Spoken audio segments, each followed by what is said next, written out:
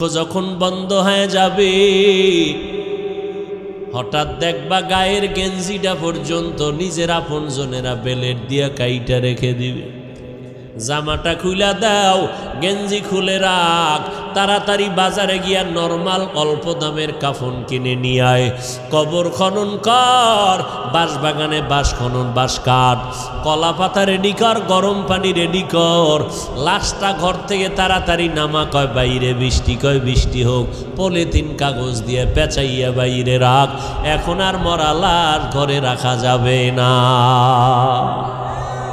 কে কয় বাইরের মানুষ? নিজের আপন জনে রাখা। নামা ঘর থেকে, লাশ নামাও। কয় বৃষ্টি বাইরে, কয় বৃষ্টি টিষ্টি বুঝি না, ওগলা পাতা আর পলিথিন দিয়ে পেঁচাইয়া রাখো।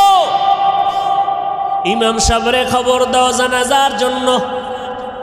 বৃষ্টি এখন কি করি, 2 দিন বৃষ্টি চলে, একটু রাইখা দেই ঘরের মধ্যে, পাহারা দাও। কয় না, যেভাবেই হোক পলিথিন উপরে দিয়া কবর খনন কর, ভেতরে কোনো রকম রাখতে পারলেই হয়। দোয়া দায়ী লাগবে না, চাপা মাটি দিয়া চইলা আয়। এখন আর এই মরা লাশের পাহারা দিতে পারবো না। শুধু তাই না, করোনায় দেখাইয়া গেল। কয়েক মাস আগে তোমরা তো ফেসবুক শরীফের ভেতরে দেখেছো, এই যে ঢাকা বাড্ডা থানার ভেতরে আজদাহা 2টা সন্তান, মহিষের মতো 2 সন্তান, বাবা লেখাপড়া শিখাইয়া গেল, বাবায় টাকার অডেল সম্পদ রেখে মরে গেল। সন্তানেরা বাবার সম্পদ নিয়ে 24টা ঘন্টা ঝগড়া করলো।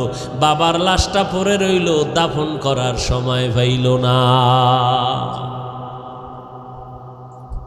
2 সন্তান, বাবার টাকা পয়সা নিয়ে ঝগড়া, বাবার লাশ দাফনের ফিকির নাই। এমন কুলাঙ্গার সন্তান জন্ম দিয়া কি লাভ হবে? আর এমন কুলাঙ্গারের বাবা দাবি করে কি লাভ?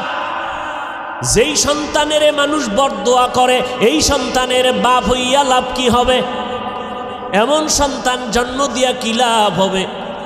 একটা সন্তান যদি এমন হইতো, যেই সন্তানের আদর্শ দেখে আরো 10টা সন্তান ভালো হয়ে গেছে, যেই সন্তানের আখলাক দেখে। আল্লাহু আকবার।